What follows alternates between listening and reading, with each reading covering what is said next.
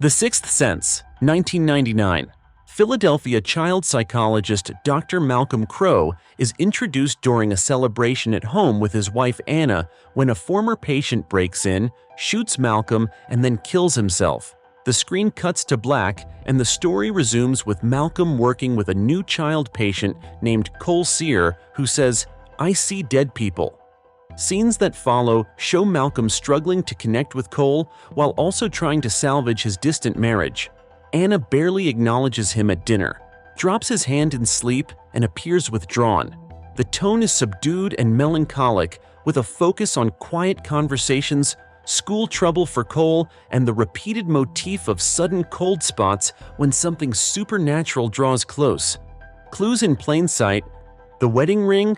Anna's ring falls off her finger later in the film, and Malcolm is never shown physically wearing his ring in present-day scenes. The restaurant scene is staged so that Anna pays the bill and speaks only at the end, like a grieving person making a birthday toast, not a conversation partner. Malcolm never directly interacts with other adults beyond Cole. For instance, when he tries to open a closed basement door, it's shown to be locked, and he reaches for a key that appears on a high shelf later, implying the environment behaves strangely around him. The red color shows up as an indicator of the spirit world crossing over. The church door, the balloon at the party, and objects linked to moments when ghosts are near. The twist: Malcolm has been dead since the prologue. Cole's rules are correct. The dead see only what they want to see, and they don't realize they're dead. The montage of memories: Anna sleeping alone, holding his ring, the door with the key, the solitary interactions, reframes everything. The moment Malcolm watches the wedding video and the tears flow is the emotional tipping point. He finally says goodbye to Anna and lets go. Good night, sweetheart.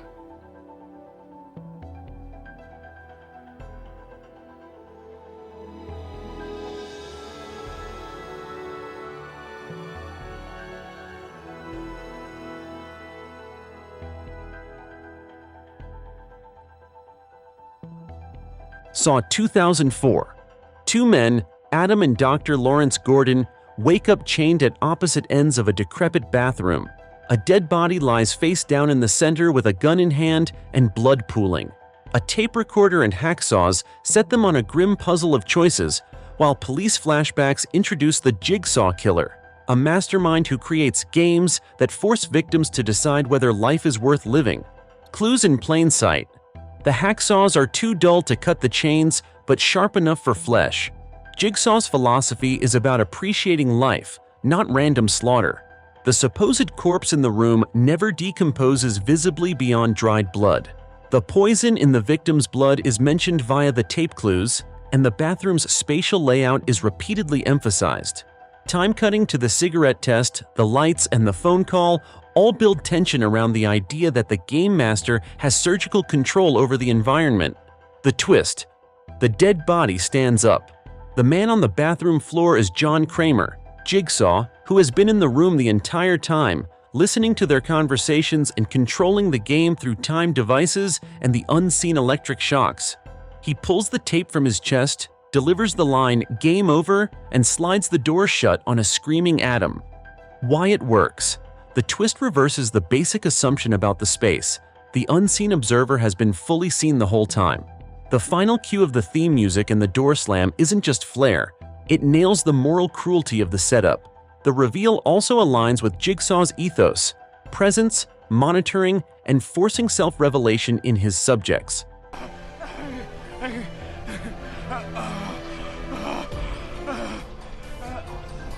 Most people are so ungrateful to be alive. But not you. Not anymore.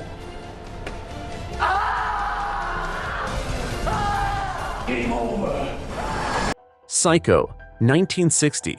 Marion Crane steals $40,000 and flees Phoenix, planning a new life. She stops at the Bates Motel where shy proprietor Norman Bates serves sandwiches and talks about his overbearing mother.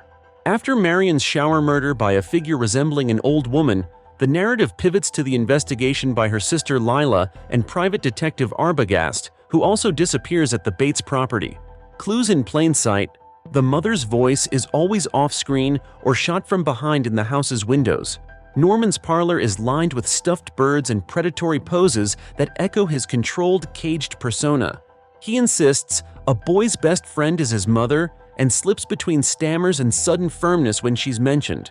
Camera compositions shield the mother's face throughout, and the basement is withheld as a final forbidden space. The twist. Norman's mother is a mummified corpse in the basement. Norman has taken on her persona, wig, dress, and voice, and commits the murders while dissociated. The iconic ending overlay of his face with the skull and the "she wouldn't even harm a fly" inner monologue pins the identity split as the final horror. Why it works. The movie kills its initial protagonist early, then shifts to a mystery that plays by the rules of misdirection and reveal. Hitchcock uses audience sympathy for Norman's soft-spoken awkwardness as camouflage for the savage truth in the house. I'm not even gonna swat that fly. I hope they are watching. They'll see. They'll see and they'll know and they'll say, why, she wouldn't even harm a fly. Friday the 13th, 1980. Camp Crystal Lake reopens despite a tragic history of a drowning boy and previous murders. Counselors die one by one via an unseen killer's POV. The atmosphere is classic slasher. Campfires, pranks, and the building storm as night falls. Clues in plain sight. The lore centers Jason as the drowned boy, pushing the expectation that an adult Jason is taking revenge. The camera's ground-level POV and the practical human height hint at a real person, not a supernatural monster. Minimal police presence and isolated set pieces focus attention on the camp and whoever knows it well. The twist. The killer is Pamela Voorhees, Jason's mother, who blames negligent counselors for her son's death and exacts vengeance. Her monologue to Alice during the final confrontation explains her motive, and the editing lets the identity swap reframe the earlier kills as maternal rage, not a male boogeyman. Why it works. The misdirection sets a franchise myth before the franchise even exists. The movie weaponizes the audience's assumption about Jason to hide the real killer in plain sight.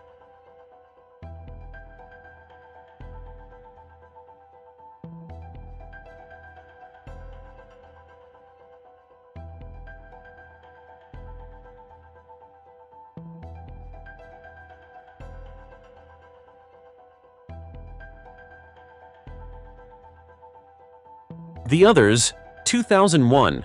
Grace, a strict mother, lives with her two light-sensitive children in a fog-shrouded mansion, enforcing rules about curtains and lamps and hiring new servants who appear mysteriously familiar with the house.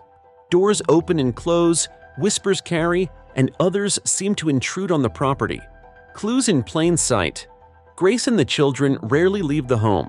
The servants hint at past events with knowing glances, and the seance scene with an elderly medium and her note-taking depicts the living, describing the ghosts in the room, aligning the camera with Grace's perspective so the audience experiences it from the ghostly side without realizing it. The piano lid opening and closing turns into an object-level haunting that feels like a two-way misunderstanding. The twist. Grace and her children are the ghosts. The intruders are a living family who moved in. The servants are dead as well and are trying to help Grace accept the truth. Grace confesses in a breakdown that she smothered her children and then killed herself, and the film ends with them choosing to remain together in the house. Why it works. The film's restraint and emphasis on rules make the reveal feel inevitable in retrospect. Every haunting moment has a living world counterpart that makes sense once you swap the frame of reference.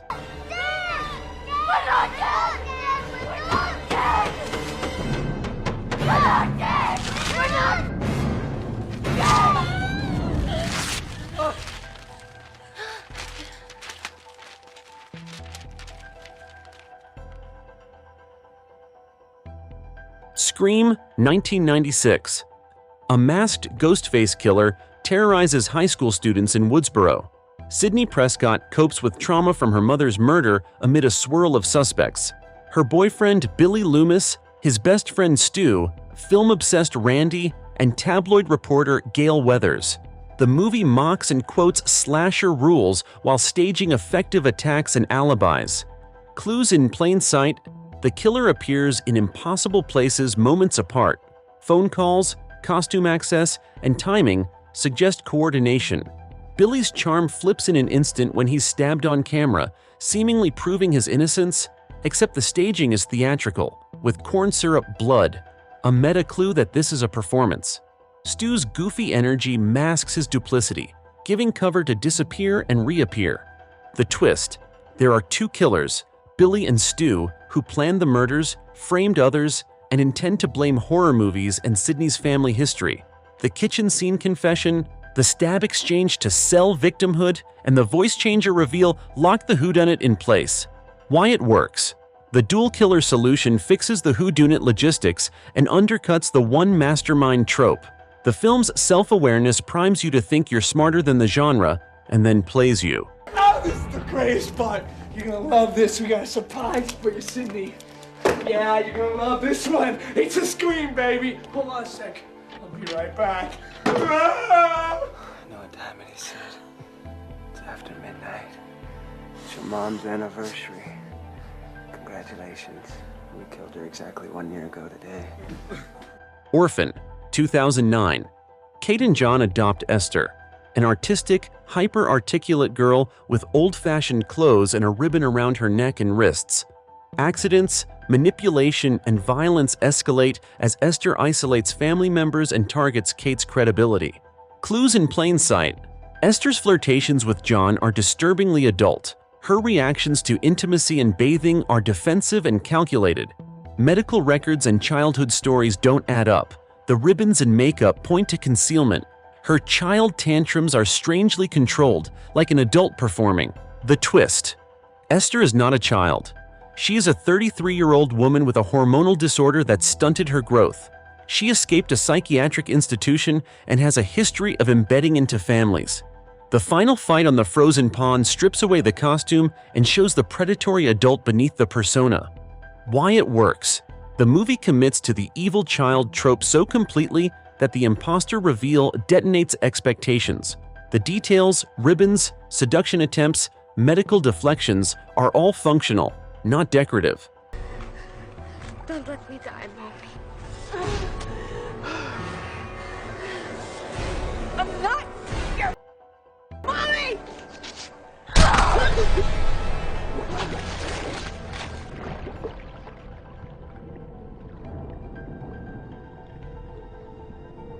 The Cabin in the Woods, 2011.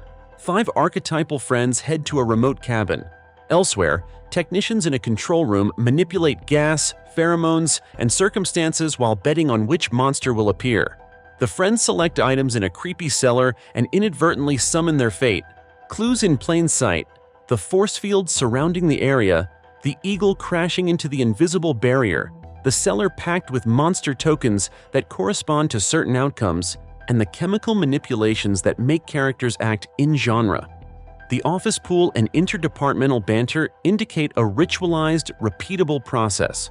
The twist: this isn't just a simulation, it's a sacrificial ritual to appease ancient gods. Each friend fills an archetype slot, and their gruesome deaths prevent apocalypse. In the end, the last survivors refuse to comply, smoke a joint, and let the world end as a giant hand erupts from the earth. Why it works: the film builds a meta-joke and then reclassifies all slasher logic as ritual logic, delivering a final twist of total refusal. The inversion is both commentary and plot.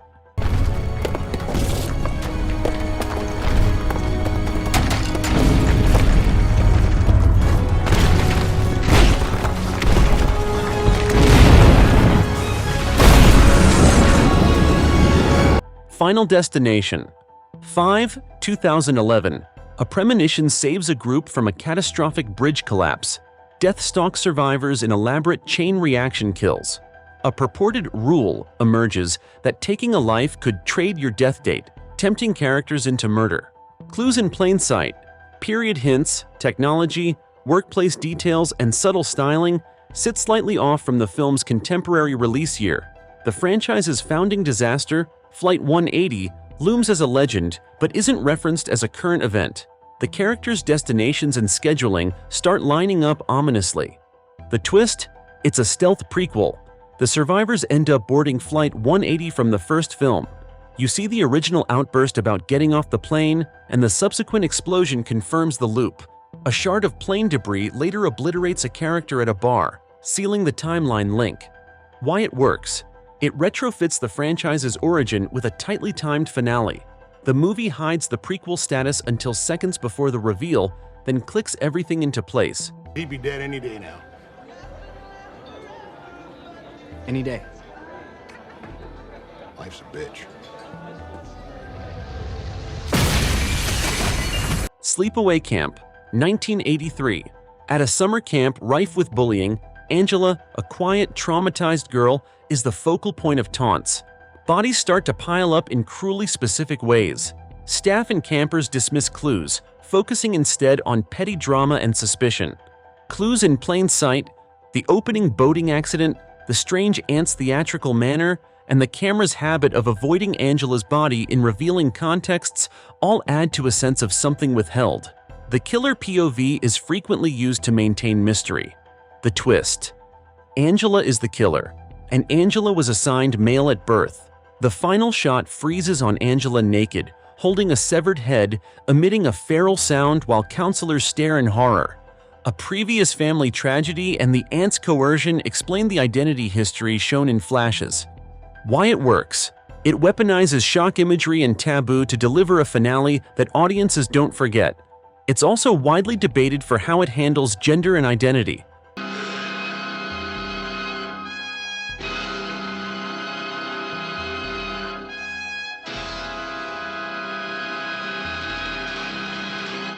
Us 2019. Adelaide returns to her childhood vacation spot with her family. Doppelgangers in red jumpsuits invade their home, led by Red, who speaks in a hoarse, deliberate voice. Across America, the tethered rise, mimicking a Hands Across America chain. Clues in plain sight, Adelaide's discomfort with the boardwalk hall of mirrors, her ballet backstory, and Red's uniquely articulate speech compared to other tethered. The mirrored fights and synchronized movements hint that identity is performance and memory, not just biology. The twist. As a child, Adelaide was abducted by her double. The tethered girl took her place in the surface world, and the real Adelaide grew up below as Red. The hero we follow is actually the original tethered who assimilated into normal life. The villain is the displaced original seeking justice. Why it works. It reframes hero bomb villain labels and compresses social commentary into a personal betrayal. The ending hum over the son's mask hints that the family now shares a secret understanding of the switch. Look at you. Look at you.